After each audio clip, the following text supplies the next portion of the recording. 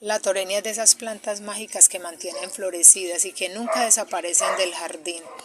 Aquí en estas vainitas tienen su semilla, entonces ella revienta y con el viento se riega en las otras materas y cuando menos piensa uno tiene una planta nueva de torenia.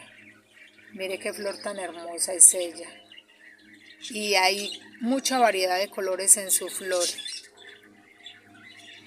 Es muy bonita y muy resistente y también le encanta el sol.